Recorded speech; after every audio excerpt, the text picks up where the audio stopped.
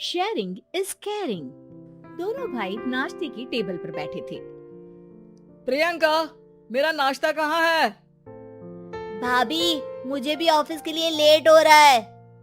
इस पर प्रियंका किचन में से दोनों के नाश्ते की प्लेट्स लेकर बाहर आती है। लो भाई, आप दोनों का नाश्ता। किसी को भी 1 मिनट का सब्र नहीं है। ये प्रियंका का ससुराल है, जहाँ कोई औरत ना होने की वजह से शादी वाले दिन से ही घर के साथ दोनों भाइयों की जिम्मेदारियां प्रियंका संभाल लेती है।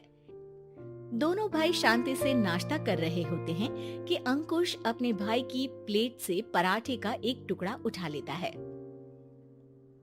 आपको पता है ना, मैं खाना शेयर नहीं करता, फिर भी मेरी प्लेट में से खाना जरूरी है क्या?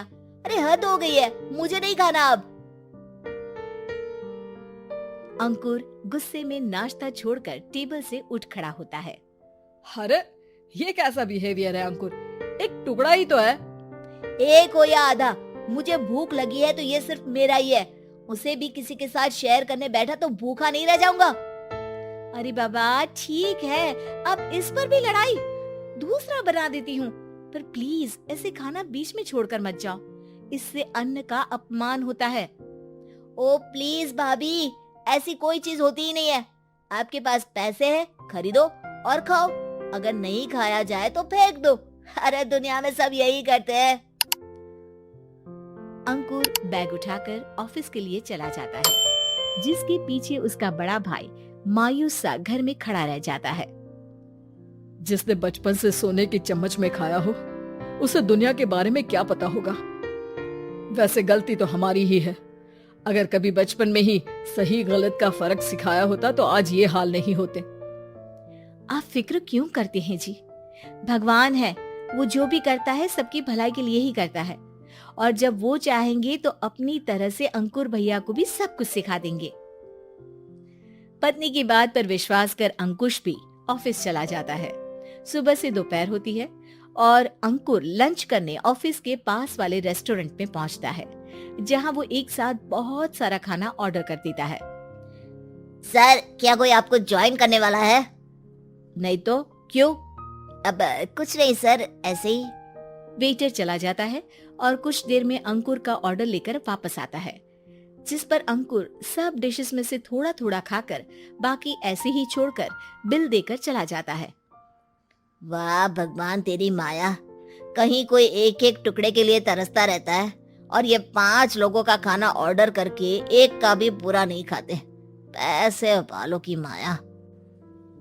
वेटर टेबल साफ कर बचा हुआ सारा खाना लेकर रेस्टोरेंट के पीछे घूम रहे बच्चों के पास पहुंच जाता है, जिसे देख बच्चों के चेहरे खिल उठते हैं। वाह, आज इतना सारा खाना आया। थैंक यू भैया, भगवान आपको खाने की फैक्ट्री बना दे। अगर ये फैक्ट्री मेरी होती तो तुम लोगों को कभी किसी का झूठा बचा हुआ खाना नहीं खाना पड़ता। चलो तुम लोग खाओ, पर ध्यान रखो किसी को पता ना चले, नहीं तो मेरी नौकरी चली जाएगी। इसी के साथ दिन बीतता है और रात को दोनों भाई एक साथ घर पहुंचते हैं। कुछ देर में सब डिनर करने बैठते हैं, जहां अंकुश अंकुर को समझाने की कोशिश करता है। अंकुर, अगर हमें लाइफ में सब कुछ मिला है, इसका ये मतलब नहीं कि तुम उसका गलत फायदा उठाओ, बल्कि तुम्हें उसकी मदद से दूसरों को भी मदद करनी चाहिए। भैया, जिनके पास नहीं है उनकी वजह मैं तो नहीं ना। और ऐसे बहुत लोग हैं जिनके पास सब कुछ है। इसलिए अगर मैं एक इंसान कुछ नहीं करूंगा तो कोई फर्क नहीं पड़ने वाला। तुम्हारे भैया बस एक चीज समझाना चाहते हैं कि जिस चीज की हमारे पास कमी नहीं है, उसे बर्बाद करने से अच्छा है कि लोगों के साथ शेयर करें। इससे हम सिर्फ सामान नहीं, खुशियां भी बांटते हैं, और इसमें तुम्हारा ज्यादा कुछ तो जाएगा नहीं। भैया भाभी की बात सुन अंकुर कुछ बोले बिना उठकर चला जाता है। इसी तरह दिन बीतते रहते हैं, जिसमें अंकुश और प्रियंका कोशिश तो बहुत करते हैं, पर अंकुर पर किसी भी चीज का कोई असर नहीं पड़ता। एक दोपहर अंकुर सैंडविच खाते हुए सड़क के किनारे चल रहा होता है। तभी उसकी नजर आइसक्रीम वाले पर पड़ती है और वो सैंडविच सड़क किनारे फेंक आइसक्रीम खरीदने पहुंच जाता है। अब इसे कहते हैं जिंदगी का सुख।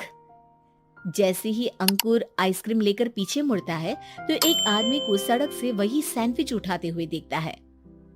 वो आदमी बहुत कमजोर, गरीब, जैसे बहुत दिनों से खाना ना खाया हो वैसा लग रहा था। अंकुर उसके पास जाकर खड़ा हो जाता है। उसे देखकर आदमी सैंडविच अंकुर की तरफ कर देता है। आपको भी खाना है क्या? क्या हम इसे आधा आधा कर ले? मुझे बहुत भूख लगी है। वो मेरा ही झूठा सैंडविच है, तुम दूसरा खरीद कर क्यों नहीं खा लेते? इसे क्यों खा रहे हो? अरे भैया, अगर खरीदने के पैसे होते तो 4 दिन से भूखा नहीं घूम रहा होता। हैं? क्या तुमने 4 दिन से कुछ नहीं खाया, फिर भी इस आधे सैंडविच को मेरे साथ बांटने के लिए तैयार हो गए? क्यों? अरे भैया, पैसा नहीं है तो क्या हुआ, इंसानियत आज भी उतनी महंगी नहीं हुई और ना ही उस पर अमीर गरीब का टैग लगा है जो हम उसे रख ना सके। पर अफसोस, आजकल लोगों के अंदर पोषण, खून या विटामिन से ज्यादा इंसानियत की कमी होने लगी है।